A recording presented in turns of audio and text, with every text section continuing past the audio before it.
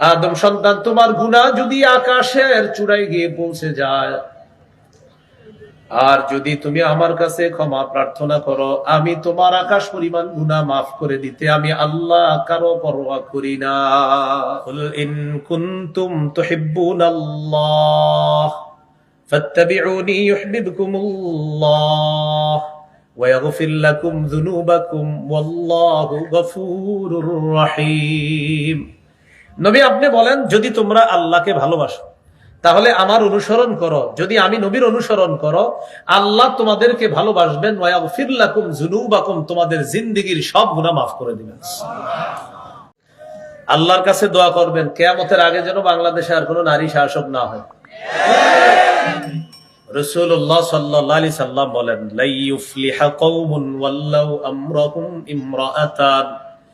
বুখারীর বর্ণনা, ওই জাতি কিছুতেই সফল হবে না যে জাতি তাদের নেতৃত্বে কোন নারীকে ক্ষমতায় বসায়। পৃথিবীর সর্বশ্রেষ্ঠ স্থান সমূহের মধ্যে তৃতীয় স্থান বাইতুল মুকাদ্দাস। এই বাইতুল মুকাদ্দাসকে আপনি তাওহীদবাদীদের দখলেই যেন থাকে আল্লাহ এমন ব্যবস্থা করে দেন। রমজান মাস গেল আর যাকে ক্ষমা করা হলো না তার ব্যাপারে রাসূলুল্লাহ সাল্লাল্লাহু আলাইহি ওয়াসাল্লাম কঠোর হুঁশিয়ারি উচ্চারণ করেছেন। তিরমিজির হাদিস 3545 নম্বর হাদিস। রাসূলুল্লাহ সাল্লাল্লাহু আলাইহি ওয়াসাল্লাম বলেন, রাগিমা আনফু রাজুলিন দাখালা আলাইহি রমাদান সুম্মান সালাখা ক্বাবলা আন ইউগফারা লাহু। ওই ব্যক্তির নাক ধুলণ্ঠিত হোক, ওই ব্যক্তির নাক ধুলোয় দূষিত হোক, সে ধ্বংস হোক। যার কাছে রমজান মাস আসলো কিন্তু তাকে ক্ষমা করা হলো না, সে ধ্বংস হোক। এই জন্য দেখেন, রমজান আসলো আবার চলে গেল। আর এটাও হাদিস দ্বারা বোঝা যায় কিয়ামতের আগে সময় সংকুচিত হয়ে যাবে। তিরমিজির হাদিস 2332 নম্বর হাদিস। রাসূলুল্লাহ সাল্লাল্লাহু আলাইহি ওয়াসাল্লাম বলেন, লা তাকুমুস সাআতু হাত্তা ইয়াতাকারাবাজ জামান। কিয়ামত ততক্ষণ সংঘটিত হবে না যতক্ষণ সময় সংকুচিত না হবে। হাত্তা তাকুনাস সানাতু কাশ-শাহরি ওয়াশ-শাহরু কাল-জুমুআ। এমন হয়ে যাবে বছর হবে মাসের মতো, মাস হবে সপ্তাহের মতো, সপ্তাহ হয়ে যাবে একদিনের মতো, একদিন মনে হবে আগুনের একটা দোলা উপরে উঠছে আর নামছে। এর মধ্য দিয়ে আমাদেরকে গুনাহমুক্ত হয়ে কবরে যাওয়ার চেষ্টা করতে হবে। আল্লাহ তৌফিক দান করেন। গুনাহ থেকে কিভাবে মুক্ত হব? গুনাহ মাফের 70টার বেশি উপায় আছে। আমি আপনাদের সামনে নির্বাচিত 11টা উপায় আলোচনা করব ইনশাআল্লাহ। একটু মন দিয়ে শুনি। 1 নাম্বার উপায়, খাঁটি তওবা করা। সূরা তাহরিমের 8 নম্বর আয়াত, 28 পারা 20 নম্বর পৃষ্ঠা আল্লাহ বলেন, ইয়া আইয়ুহাল্লাযীনা আমানু তুবু ইলাল্লাহি তাওবাতান নাসুহা আসা রাব্বুকুম আন ইউকাফিরা আনকুম সাইয়্যাতিকুম ওয়া ইউদখিলাকুম জান্নাতিন তাজরি মিন তাহতিহাল আনহার। হে ঈমানদারগণ, তোমরা আল্লাহর কাছে খাঁটি তওবা করো। আশা করা যায় তোমাদের রব তোমাদের জীবনের সমস্ত গুনাহ মাফ করে দিবেন।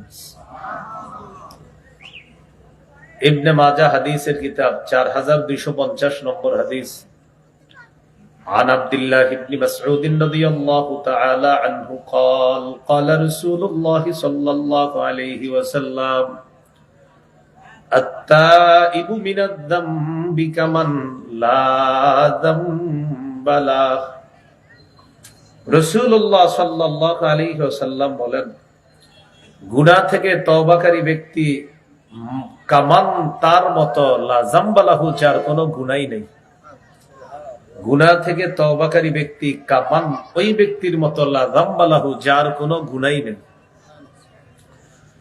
ইবনে মাজাহ 4251 নম্বর হাদিস। عن أنس بن مالك رضي الله تعالى عنه قال رسول الله صلى الله عليه وسلم كل بني آدم خطاء وخير الخطائين التوابون রাসূলুল্লাহ সাল্লাল্লাহু আলাইহি ওয়াসাল্লাম বলেন, আদম সন্তান সকলেরই কম বেশি গুনাহ হয়, তাদের মাঝে যারা তওবা করে তওবাকারীদেরকে আমি নবী সর্বোত্তম বলে ঘোষণা করলাম। ইবনে মাজাহ 4253 নম্বর হাদিস। عن عبد الله بن عمرو رضي الله تعالى عنهما عن النبي صلى الله عليه وسلم قال إن الله لا يقبل توبة العبد ما لم يغرغر। রাসূলুল্লাহ সাল্লাল্লাহু আলাইহি ওয়াসাল্লাম বলেন, প্রাণ কণ্ঠাগত না হওয়া পর্যন্ত তথা মৃত্যুর আগ পর্যন্ত নিশ্চয়ই আল্লাহ বান্দার তওবা কবুল করেন। তিরমিজির হাদিস 3538 নম্বর হাদিস। এই হাদিসের মধ্যে আছে ক্বালা রাসূলুল্লাহ সাল্লাল্লাহু আলাইহি ওয়াসাল্লাম লাল্লাহু আফরাহু আশাদ্দু ফারহান বিতাওবাতি আহাদিকুম মিন আহাদিকুম বিদাল্লাতিহি ইযা ওয়াজাদাহা। রাসূলুল্লাহ সাল্লাল্লাহু আলাইহি ওয়াসাল্লাম বলেন, তোমাদের কেউ হারিয়ে যাওয়া বস্তু ফিরে পাওয়ার পর যেই পরিমাণ খুশি হও, হারিয়ে যাওয়া বস্তু ফিরে পেয়ে মালিক যেই পরিমাণ খুশি হয়, কোন বান্দা তওবা করলে ওই ব্যক্তির চেয়ে আল্লাহ আরো কোটি গুণ বেশি খুশি হয়ে যায়। তওবার মৌলিক 3টি শর্ত, সাথে আরেকটি, মোট 4টি। এটা একটু মনে রাখা। 1 নাম্বার গুনাহ থেকে ফিরে আসা, 2 নাম্বার গুনাহের উপর অনুতপ্ত হওয়া, 3 নাম্বার দৃঢ় প্রতিজ্ঞা করা আমি ভবিষ্যতে গুনাহ আর করব না।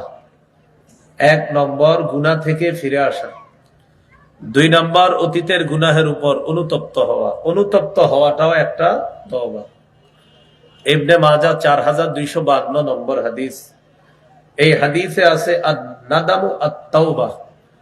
কোন বান্দা গুনাহের উপর অনুতপ্ত হলে এই অনুতপ্ত হওয়াটাকে আল্লাহ তওবা হিসাবে কবুল করে নেন। আল্লাহ আমাদের সকলকে অতীত জীবনে যে গুনাহ করেছি, গুনাহ থেকে ফিরে এসে গুনাহের উপর অনুতপ্ত হয়ে দৃঢ় প্রতিজ্ঞা করব এই গুনাহ যেন আর না করি, আল্লাহ তৌফিক দান করেন। 4 নাম্বার আরেকটা গুরুত্বপূর্ণ কথা, আফের 1 নাম্বার উপায় খাঁটি তওবা করা। 2 নাম্বার উপায় ইস্তেগফার বেশি বেশি পড়া। আস্তাগফিরুল্লাহ, আস্তাগফিরুল্লাহ, আস্তাগফিরুল্লাহ।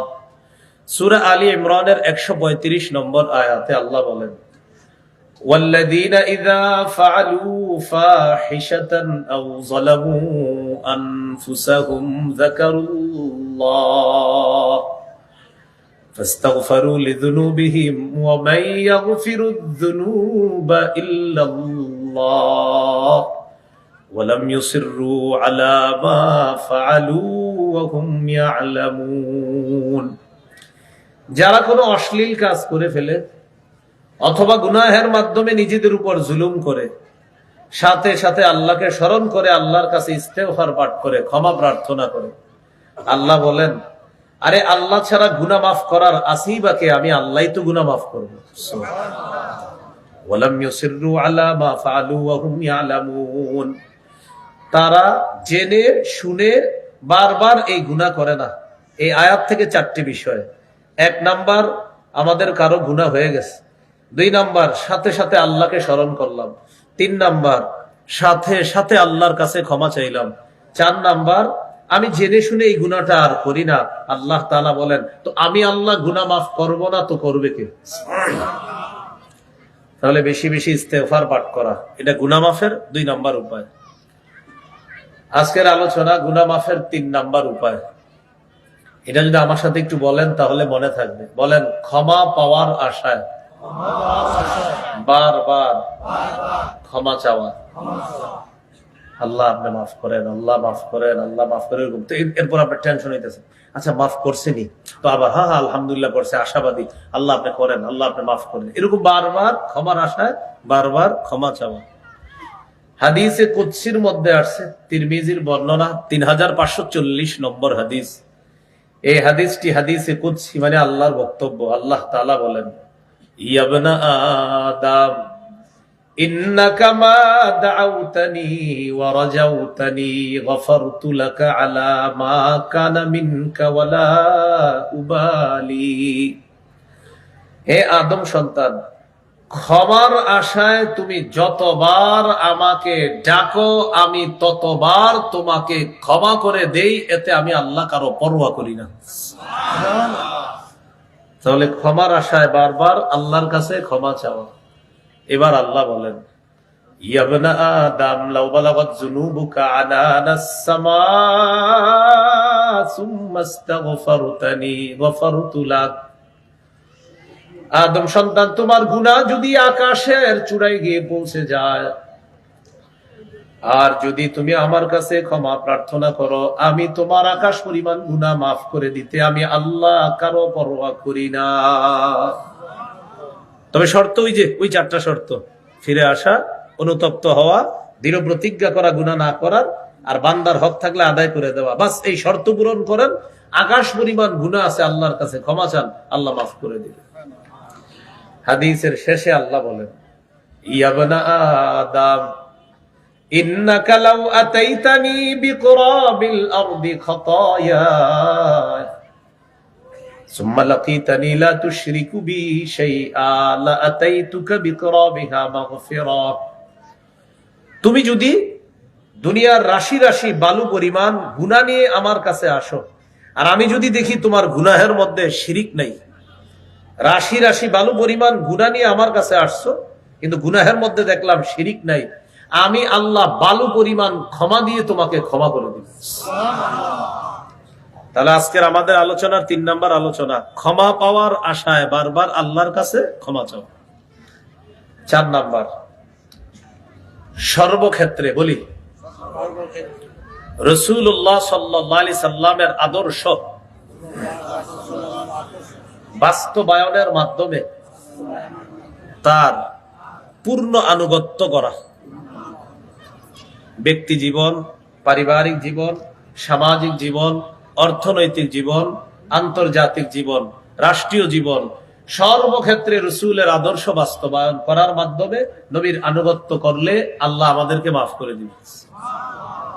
ব্যক্তি জীবনে আপনি সুন্নাহগুলা পালন করেন, পরিবারকে উৎসাহিত করেন, সামাজিক জীবনে আপনি সুন্নাহর ব্যাপক প্রচার প্রসার করেন, অর্থনৈতিক জীবনে আপনি সুদ খান না, বরং আল্লাহ রাসূলের নির্দেশিত পথ অনুযায়ী আপনার জীবন পরিচালনা করেন। রাষ্ট্রীয় জীবনে আপনার আশা এদেশে যেন ইসলাম কায়েম হয়ে যায়, আর আল্লাহ যেন একজন আদর্শ পুরুষ শাসক এদেশে দিয়ে দেয়, এটা আপনার আশা। সবাই তো চুপ হয়ে গেল না? এটা তো আসলেও ঠিক। আল্লাহর কাছে দোয়া করবেন কিয়ামতের আগে যেন বাংলাদেশে আর কোনো নারী শাসক না হয়। রাসূলুল্লাহ সাল্লাল্লাহু আলাইহি সাল্লাম বলেন, লা ইউফলিহা কওমুন ওয়াল্লাউ আমরাহুম ইমরাআতান। বুখারীর বর্ণনা, ওই জাতি কিছুতেই সফল হবে না যে জাতি তাদের নেতৃত্বে কোনো নারীকে ক্ষমতায় বসায় দেয়। এজন্য আগামীতে স্বপ্ন দেখবেন আমাদের দেশ যেন ইসলামী রাষ্ট্র হয়, আর একজন আদর্শ সভ্য পুরুষ শাসক যেন আল্লাহ আমাদেরকে দিয়ে দেয়। মনে আসেনি কোত্থেকে গেলাম? গুনাহ মাফের 4 নাম্বার উপায় আল্লাহ রাসূলের আনুগত্য করা সর্বক্ষেত্রে। ব্যক্তি জীবন, পারিবারিক জীবন, সামাজিক জীবন, অর্থনৈতিক জীবন, রাষ্ট্রীয় জীবন, আন্তর্জাতিক জীবন। আমাদের বর্তমান আন্তর্জাতিক ইস্যু হলো ফিলিস্তিন। তারা আমাদের ভাই, এই ভাইদেরকে ভাই মনে করে আল্লাহ রাসূলের আদর্শ আমরা দুনিয়াতে প্রতিষ্ঠিত করার চেষ্টা চালাবো ইনশাআল্লাহ। আল্লাহ আমাদের কথাগুলা মনে রাখার তৌফিক দান করেন। সংক্ষেপে যা বললাম ফিলিস্তিনের ব্যাপারে, যতটুকু মনে থাকে রাখবেন, খালি এতটুকু মনে রাখবেন, তারা যেই দাবিতে বলে বাইতুল মুকাদ্দাস, তাদের দাবিটা কি সঠিক না ভুল সম্পূর্ণ? কারণ আমি হিস্টোরি বললাম যে প্রথমে আসলে কারা ছিল সেখানে। সূরা আলী ইমরানের 31 নম্বর আয়াতে আল্লাহ বলেন, কুল ইন কুনতুম তুহিব্বুনাল্লাহ ফাত্তাবিউনি ইউহিব্বুকুমুল্লাহ ويغفر لكم ذنوبكم والله غفور رحيم। নবী আপনি বলেন, যদি তোমরা আল্লাহকে ভালোবাসো তাহলে আমার অনুসরণ করো, যদি আমি নবীর অনুসরণ করো আল্লাহ তোমাদেরকে ভালোবাসবেন, ওয়াগফির লাকুম যুনুবাকুম, তোমাদের জিন্দেগীর সব গুনাহ মাফ করে দিবেন। গুনাহ মাফের 5 নাম্বার উপায় আযান দেওয়া। কি দেওয়া? আযান দেননি? এই জায়গায় যারা আছেন জীবনে একবার হলে আযান দিবেন কারা কারা? মাশাআল্লাহ সবাই। আর এখন বর্তমানে নিয়মিত আযান কারা দেন দেখি? মুয়াজ্জিন সাহেব যারা আছেন, মাশাআল্লাহ। হাদিসে আসছে টানা 12 বছর আযান দিলে ওয়াজাবাত লাহুল জান্নাহ, জান্নাত ওয়াজিব। আবু দাউদের 515 নম্বর হাদিস, قال رسول الله صلى الله عليه وسلم المؤذن يغفر له مدى صوته ويشهد له كل رطب ويابس। মুয়াজ্জিনের আযানের আওয়াজ চারপাশে যেই পরিমাণ যায় এই পরিমাণ পর্যন্ত মুয়াজ্জিনের গুনাহ ক্ষমা করে দেওয়া হয়। মুয়াজ্জিনের আযানের আওয়াজ আল্লাহর যত ভিজা সৃষ্টি, শুষ্ক সৃষ্টি, মুয়াজ্জিনের আযান এই ভিজা সৃষ্টি আর শুকনা সৃষ্টি যাদের পাশ দিয়ে মুয়াজ্জিনের আযানটা যায়, এই সৃষ্টিগুলোও কিয়ামতের ময়দানে মুয়াজ্জিনের পক্ষে আল্লাহর কাছে সাক্ষী দিবে। তাহলে 5 নাম্বার গুনাহ মাফের উপায় আযান দেওয়া। 6 নাম্বার 2 রাকাত নামাজ পড়া। এই আমলটা দেরি করেন না, আজকেই পারলে করেন। 2 রাকাত নামাজ বাসায় গিয়ে আজকে করবেন। সবাই খালি নিয়ত করে যে কালকে করবো, পরে আগামী বছর জিগাইলেও আপনার বলে যে না এখনো করি নাই। 2 রাকাত নামাজ যদি পারেন আজকেই পড়বেন ইনশাআল্লাহ। আবু দাউদের 1521 নম্বর হাদিস, এই হাদিসের মধ্যে আছে قال رسول الله صلى الله عليه وسلم ما من عبد يذنب ذنبا فيحسن الطهور فيقوم فيصلي ركعتين إلا غفر الله له ذنبا। রাসূলুল্লাহ সাল্লাল্লাহু আলাইহি সাল্লাম বলেন, কোন ব্যক্তির গুনাহ হয়ে যাওয়ার পর সে যদি সুন্দরভাবে পবিত্রতা অর্জন করে 2 রাকাত সালাত আদায় করে, তার সালাম ফিরানো শেষ, তার গুনাহ শেষ। আল্লাহ তার জিন্দেগীর সব গুনাহ মাফ করে দেয়। 7 নাম্বার গুনাহ মাফের উপায় নিয়মিত 5 ওয়াক্ত নামাজ পড়া। সহিহ বুখারীর 526 নম্বর হাদিস, এক ব্যক্তি রাসূলুল্লাহ সাল্লাল্লাহু আলাইহি সাল্লামের কাছে এসে একটা গুনাহের কথা বললেন। ওই মুহূর্তে আল্লাহ সূরা হুদের 114 নম্বর আয়াত নাজিল করে দিলেন। সুবহানাল্লাহ। আল্লাহ তাআলা বলেন, ওয়া আকিমিস সালাতা তারাফাইন নাহারি ওয়া যুলাফাম মিনাল লাইল ইন্নাল হাসানাতি ইউযহিবনাস সাইয়্যাত। তুমি দিনের 2 প্রান্তে নামাজ কায়েম করো, রাতের কিছু অংশে নামাজ পড়ো, অর্থাৎ 5 ওয়াক্ত নামাজ পড়ো, নিশ্চয়ই পুণ্য পাপের কাজকে দূর করে দেয়। এখানে পুণ্য দ্বারা উদ্দেশ্য 1 নাম্বার 5 ওয়াক্ত নামাজ। যারা নিয়মিত 5 ওয়াক্ত নামাজ পড়বে আল্লাহ তাদের গুনাহগুলা ধুয়ে মুছে সাফ করে দিবে। তো এই আয়াত নাজিল হওয়ার পর যে সাহাবী আসছে সমস্যা নিয়ে, হুজুর আমার পাপ, এটা কি আয়াত আমার জন্যই শুধু? নবীজি বললেন, না, বাল্লি জামিই উম্মতি, সারা পৃথিবীতে আমার যত মুসলমান উম্মত সবার জন্য এই আয়াত। তাহলে 7 নাম্বার 5 ওয়াক্ত নামাজ পড়া, পড়ব তো ইনশাআল্লাহ। সূরা বাকারা 238 নম্বর আয়াতে আল্লাহ বলেন, হাফিজু আলাস সালাওয়াতি ওয়াস সালাতিল মুস্তা, তোমরা নামাজ সমূহের প্রতি যত্নবান হও, বিশেষ করে আসরের নামাজ। আসরের নামাজ কেন? আসরে কেউ থাকে বাজারে, কেউ থাকে মাঠে, আর মা বোনরা চুলার সামনে থাকে। ভাতটা সিদ্ধ হইলে আসরটা বলবো, আলুটা সিদ্ধ হইলে আসরটা বলবো। এই সিদ্ধ করতে করতে সূর্য হলুদ বানায়, আর আমরাও অলসতা বশত সূর্যটা হলুদ বানাই।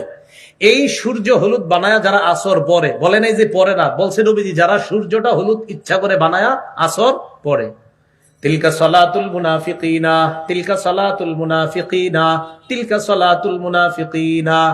নবী বলেন যারা ইচ্ছাকৃতভাবে সূর্য হলুদ বানায়া আসর পরে, এটা মুনাফিকের নামাজ, এটা মুনাফিকের নামাজ, এটা মুনাফিকের নামাজ। আবু দাউদ 413 নম্বর হাদিসে আছে যে নবী বলছেন এটা মুনাফিকের নামাজ, এটা মুনাফিকের নামাজ, এটা মুনাফিকের নামাজ। কামা ফানাকারা আরবাআ, দাঁড়ায়া কোন মতে মোরগের মতো 4টা ঠুকুর দেয়, আল্লাহু আকবার, সামি আল্লাহু আকবার, আল্লাহু আকবার, 4টা ঠুকুর দেয়। ওই যে সূর্য ডুবে ডুবে তো তাড়াতাড়ি আপনার 4 রাকাত নামাজ পড়ে। নবীজি সাল্লাল্লাহু আলাইহি সাল্লাম বললেন এটা মুনাফিকের নামাজ। বলেন ভাই ভুলগুলো তো আমাদের হয়ে যাচ্ছে, হ্যাঁ? এটা যেন ইচ্ছাকৃত ভাবে না হয়, আল্লাহ আমাদেরকে হেফাজত করেন। এশার নামাজ, ফজর নামাজ, এই দুই নামাজে গুরুত্ব বেশি দিতে হবে। সব নামাজ তো পড়বো আমরা, কিন্তু এই দুই নামাজ কেন সাধারণত শয়তান ধোকা দিয়ে এশাটা পড়ায় না। শয়তান বলে, এই এত তাড়াতাড়ি এশা পড়বি কেন, আরো সময় আছে না? তো পরে আপনার 10টা বেজে যায়, পরে আবার চিন্তা করে অমুক মসজিদে না পাশে ছোট্ট একটা রুমে জামাত হয় মাঝে মাঝে, তুমি ওইটাতে গিয়ে পড়বা। আবার শয়তান ধোকা দেয়, ধোকা দিতে দিতে 12টা বাজায় ফেলে। তো উনি চিন্তা করে নামাজটা পড়ি, শয়তান কয় এই 12টার পরেও এশা পড়া যায়, অপেক্ষা করো। এইভাবে হজরতে আপনার হঠাৎ ঘুমায় যায়, উইঠা থেকে সকাল 10টা। এই শয়তান ধোকা দিয়ে এশাটা পড়ায় না। আবার ফজরের সময় কি করে, হাদিসে আসছে শয়তান রাতের বেলা কি করে, বুখারীর বর্ণনা, আলাইকা লাইলুন তবিল ফারকুদ, শয়তান গিট মারে এই জায়গায়, মাথার খুলিতে 3টা গিট মারে আর বলে ফারকুদ, এই ঘুমাও ঘুমাও ঘুমাও ঘুমাও। হাদিসে আসছে তোমাদের কেউ যখন ঘুমাও তখন কি করে, শয়তান 3টা গিট মারে এখানে আর বলে আলাইকা লাইলুন তবিল, এই রাত অনেক লম্বা আছে, ঘুমাও ঘুমাও আরো ঘুমাও, এরকম বুঝায় আপনার শয়তান। দেখবেন ফজরের সময় শরীর এত ভালো লাগে, ও মেসেজ করে দেয় যে ঘুমাও। তো যখন আপনি উইঠা যান, উইঠা যখন দোয়াটা পড়েন সাথে সাথে 3 গিটের 1 গিট খুলে যায়। যখন অজু করেন 2 নাম্বার গিট খুলে যায়, রইল কয়টা? একটা। যখন ফজর পড়েন তখন আপনি, বুখারীর বর্ণনা, ফাসবাহা নাশীতান নাফসি, তখন উৎফুল্ল মনে তার সকালটা শুরু হয়।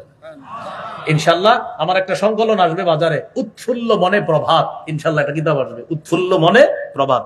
তো এই হাদিস থেকে অনুপ্রাণিত হয়ে এই কিতাবটা ইনশাআল্লাহ রচনা করার চেষ্টা আছে। তো উৎফুল্ল মনে সকালটা তার শুরু হয়। তাহলে 3 গিট খুলে কিভাবে, উইঠা দোয়া পড়লেন 1 গিট, অজু করলেন আরেক গিট খুলে, নামাজ পড়লে আরেক গিট খুলে। সত্যি সত্যি দেখবেন ফজরটা পড়ার পর শরীরের মধ্যে একটা চাঙ্গা ভাব কাজ করে।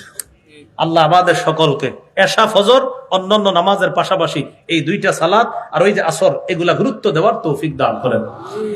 রাসূলুল্লাহ সাল্লাল্লাহু আলাইহি সাল্লাম বলেন, মান সাল্লাল ইশা ফি জামাআ, কেউ যদি এশার নামাজ জামাতে পড়ে ঘুমায়ও থাকে, অর্ধেক রাত জেগে ইবাদত করার সওয়াব আল্লাহ দান করবেন।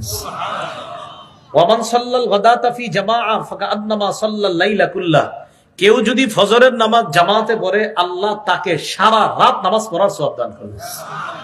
আপনি এশা জামাতে পড়ে ঘুমায় গেছেন, ঘুম থেকে উইঠা ফজর পড়ছেন আর সারা রাত কোনো ইবাদত করেন নাই, এশার নামাজ জামাতে পড়ে ঘুমায় গেছেন, উইঠা ফজর পড়ছেন, বাস এই 2টা নামাজ আপনি জামাতে পড়ছেন, নবীজি বলেন তুমি সারা রাত ইবাদত করলে যেই সওয়াব হইতো ওই সওয়াব আল্লাহ দিয়ে দিবেন।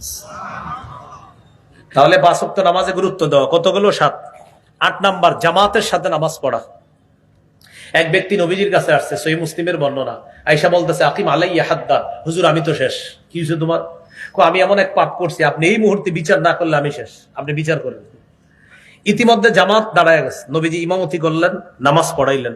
নামাজের পর নবীজি বললেন আহাদারতাস সালাতা মানা, আচ্ছা এই তুমি কি আমাদের সাথে জামাতে নামাজ পড়ছো? তিনি বললেন জি। ও তুমি যে সমস্যা নিয়ে আমার কাছে আসছিলা, জামাতে নামাজ পড়ার কারণে আল্লাহ মাফ করে দিস। এগুলো 8 নাম্বার জামাতে নামাজ পড়া। গুনাহ মাফের 9 নাম্বার উপায়, গুনাহ হয়ে গেলে সাথে সাথে একটা ভালো কাজ করা। আমি কিন্তু বলি নাই গুনাহ করে ফেললে, বলছি গুনাহ হয়ে গেলে। কারণ অনেক চালাক মানুষ আছে, এরা আবার কি করবে, এই বয়ান উল্টা বুঝা এখন থেকে একটা গুনাহ করবে, ভালো কাজ করবে। বিষয়টা কিন্তু এমন না, আমি বলছি গুনাহ হইলে। মুসলমান গুনাহ করতে পারে না, মুসলমানের গুনাহ শয়তানের ধোকায় হতে পারে। একটা গুনাহ হয়ে গেলে সাথে সাথে একটা ভালো কাজ করা। তিরমিজির হাদিস, 1887 নম্বর হাদিস, রাসূলুল্লাহ সাল্লাল্লাহু আলাইহি সাল্লাম আবু যর গিফারি রাদিয়াল্লাহু তাআলা আনহুকে বলেন, ইত্তাকিল্লাহা হাইসুমা কুনতা, যেখানে থাকো আল্লাহকে ভয় করো। ওয়া আতবিইস সাইয়্যাতাল হাসানাতা তামহুহা, খারাপ কাজ হয়ে গেলে ভালো কাজ করবা, তোমার ভালো কাজটা খারাপ কাজকে মিটিয়ে দিবে। ওয়া খালিকিন নাসা বিখুলুকিন হাসান, উত্তম আচরণ করবা মানুষের সাথে। গুনাহ মাফের 10 নাম্বার উপায়, জিকিরের মজলিসে বসা। এই যে মজলিসে আছেন এটা জিকিরের মজলিস। সহিহ বুখারীর 6408 নম্বর হাদিস, এই হাদিসে আসছে ফেরেশতারা এই মুহূর্তে আমাদের এই পুরা গোটায় যারা দাঁড়িয়ে আছি, বসে আছি, পুরা মজলিসটাকে ঘেরাও করে আল্লাহর আসমান পর্যন্ত চলে। ফেরেশতাদেরকে বলেন ইশহাদু আন্নী ক্বাদ গফারতু লাহুম, রূপসা ওই মাঠে যে মানুষগুলো একত্রিত হয়েছে তোমরা সাক্ষী থাকো আমি আল্লাহ তাদেরকে মাফ করে দিলাম। তাহলে 10 নাম্বার জিকিরের মজলিসে বসা। 11 নাম্বার সর্বশেষ জিকির করা। কি করা? জিকির করা। আহাব্বুল কালামি ইলাল হাদিস, রাসূলুল্লাহ সাল্লাল্লাহু আলাইহি সাল্লাম বলেন, কোন ব্যক্তি ইখলাসের সাথে একবার লা ইলাহা ইল্লাল্লাহ পড়লে, ইল্লা ফুতিহাত লাহু আবওয়াবুস সামা হাত্তা তুফজিয়া ইলাল আরশ, আসমানের সবগুলা দরজা খুলে দেওয়া হয় তার লা ইলাহা ইল্লাল্লাহ যেন আরশ পর্যন্ত পৌঁছে যায়। তাহলে পড়বো তো ইনশাআল্লাহ। এবার আমার সাথে বলেন, 5 ওয়াক্ত নামাজের পর 33 বার সুবহানাল্লাহ, 33 বার আলহামদুলিল্লাহ, 33 বার আল্লাহু আকবার, 3-33 বলেন, 99 বার পড়ার পর 100তম বারে এই দোয়াটি পড়ব। পড়েন, লা ইলাহা ইল্লাল্লাহু ওয়াহদাহু লা শারীকা লাহ লাহুল মুলকু ওয়া লাহুল হামদু ওয়া হুয়া আলা কুল্লি শাইইন কাদির গফিরাত খাতায়াহু ওয়া ইন কানাত মিসলা জাবাদিল বাহরি, সমুদ্রের ফেনা পরিমাণ গুনাহ আল্লাহ মাফ করে দিবেন। আরেকটা 100 বার পড়বেন ডেইলি। সহিহ বুখারী 6405 নম্বর হাদিসে আছে, রাসূলুল্লাহ সাল্লাল্লাহু আলাইহি সাল্লাম বলেন, কেউ যদি দৈনিক 100 বার এটা পড়ে, সুবহানাল্লাহি ওয়া বিহামদিহি, বাস, আবার সুবহানাল্লাহি ওয়া বিহামদিহি, সুবহানাল্লাহি ওয়া বিহামদিহি, এতটুকুই 100 বার, তার সমুদ্রের ফেনা পরিমাণ গুনাহ আল্লাহ মাফ করে দিবেন। মনে থাকবেন ইনশাআল্লাহ। তাহলে গুনাহ মাফের 11টা কারণ জানলাম, 70টার বেশি কারণ আছে, 11টা কারণ জানলাম। ইনশাআল্লাহ 2-3 মাস বা 4-5 মাসের মধ্যে আমার একটা সংকলন আসবে, নাম পাপ। কি নাম? একটা কিতাব আসবে, পাপ। এই পাপের মধ্যে ইনশাআল্লাহ আশা করি 70টার বেশি আরো কারণ আপনারা পাবেন। পাপ একটা কিতাবই আসবে, নাম হবে পাপ, ওখানে ইনশাআল্লাহ পাবেন। আজকে যে আলোচনাগুলো আপাতত এইগুলা, আমার একটা সংকলন আছে মিম্বরের আমানত, 1 থেকে 10 খণ্ড। আজকের আলোচনাগুলা পাবেন 9ম খণ্ডের শেষ আলোচনা, আর 10ম খণ্ডের আলোচনা হলো এখন থেকে কোরবানি পর্যন্ত কিভাবে কাটাবেন, কোরবানির গরুর কালারটা কেমন হবে, পা কেমন হবে, নাক চোখ কেমন হবে, 10 নম্বর খণ্ডের আলোচনা। হজের আলোচনা, মুহররম মাসকে কেন্দ্র করে অনেকে চিন্তা করে মনে বিয়ে দেওয়া যাবে না, আসলে কথাগুলো সঠিক কিনা, এটা 10 নম্বর খণ্ডের আলোচনা। প্রথম খণ্ডের আলোচনা সন্তানের 64টি অধিকার, দ্বিতীয় খণ্ডের আলোচনা শিরিক বেদাত কুফর তাওহীদ, তৃতীয় খণ্ড হালাল হারাম, চতুর্থ খণ্ড স্বামীর 24টা অধিকার, স্ত্রীর 19টা অধিকার, পঞ্চম খণ্ড লা ইলাহা ইল্লাল্লাহর ব্যাখ্যা, ষষ্ঠ খণ্ড নামাজ, সপ্তম অষ্টম খণ্ড নাপাক পাকের মাসালা আর নামাজের মাসালা, নবম খণ্ড নামাজ, নবম খণ্ড যাকাত, রমজান, ঈদ, ঈদ পরবর্তী করণীয়, আর 10ম খণ্ড হলো ঈদ উল ফিতরের পর থেকে সফর মাস পর্যন্ত যে করণীয়গুলো আছে, এই আলোচনা 10ম খণ্ডের। যাদের প্রয়োজন হবে গাড়ির কাজ না ভাঙা, আমি গাড়িতে যাওয়ার আগেই যদি পারেন সংগ্রহ করে নেবেন। শর্ত হলো গাড়ির কাজ ভাঙা যাবে না। কি ভাঙা যাবে না? আমরা তো মুসাফা দিকে গাছ ভাঙা দেন, কিন্তু গাছ ভাঙা যাবে না।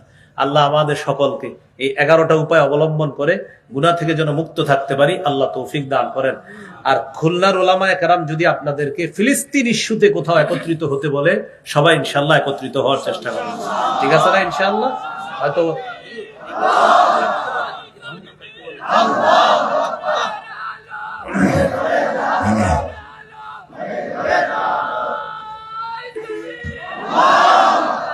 কিতাবের নাম হলো মিম্বরের আমানত। কি নাম?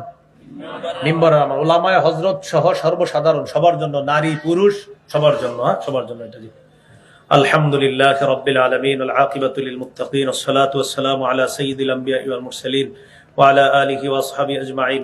রব্বানা যালামনা আনফুসানা ওয়া ইল্লাম তাগফির লানা ওয়া তারহামনা লানাকুনান্না মিনাল খাসিরিন। রব্বিরহামহুমা কামা রাব্বায়ানি সগীরা। মাবুদ মেহেরবান মাওলা, রূপসা যুব সমাজের আয়োজনকে আপনি কবুল করে নেন। আল্লাহ, আজকে এখানে যারা উপস্থিত হয়েছে মাওলা, সবার সাথে আপনি আমাকে জান্নাতে দেখা করায়া দিয়েন। আল্লাহ, এই আরজিটা আপনি কবুল করে নেন। আল্লাহ, এই আরজিটা আপনি কবুল করে নেন। আল্লাহ, এই ভাইদের সাথে আবার জান্নাতে দেখা করায়া দিয়েন। আল্লাহ, এই ভাইদের সাথে আবার জান্নাতে দেখা করায়া দিয়েন। আল্লাহ, এই আরজিটা আপনি কবুল করে নেন। ঈমান ইসলামের উপর অটল থাকার তৌফিক দান করেন, কুফর শিরিক থেকে বাঁচার তৌফিক দান করেন। আল্লাহ, গাজার মুসলমানদেরকে হেফাজত করেন। আল্লাহ, ফিলিস্তিনের পক্ষে যে মুজাহিদরা লড়তেছে, আল্লাহ তাদেরকে আপনি আসমানি সাহায্য করেন। আল্লাহ, মুসলিম নেতৃত্বে যারা আছে ফিলিস্তিনের পক্ষে কথা বলার তৌফিক দান করেন। আল্লাহ, জানমাল নিয়ে আমরাও যেন তাদের পাশে দাঁড়াতে পারি, তৌফিক দান করেন। আল্লাহ, কত আরামে এই জায়গায় কোরআন হাদিসের আলোচনা শুনছি মাওলা। ফিলিস্তিনিরা মুহূর্তে মুহূর্তে হিসাব ঘষে কখন মৃত্যু হবে। আল্লাহ, আল্লাহ, তারা তাদের নাম শরীরে বিভিন্ন জায়গায় লিখে রাতে ঘুমায়, কারণ মৃত্যুর পর যদি চেহারা দেখে চেনা না যায়, এজন্য নাম লিখে রাখে শরীরে।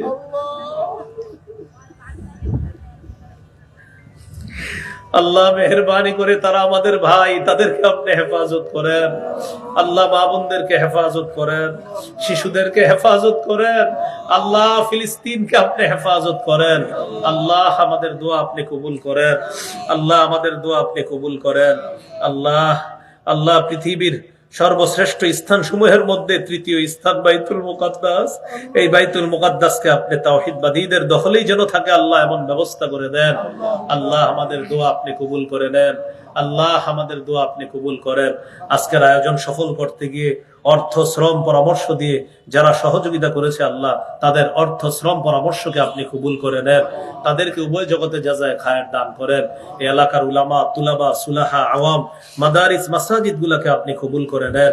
সর্বসাধারণকে আপনি কবুল করে নেন।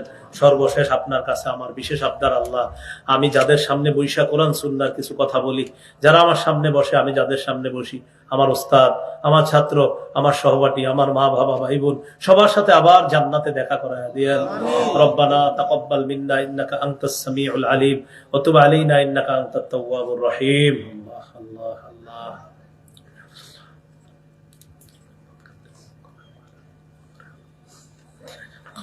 আল্লাহ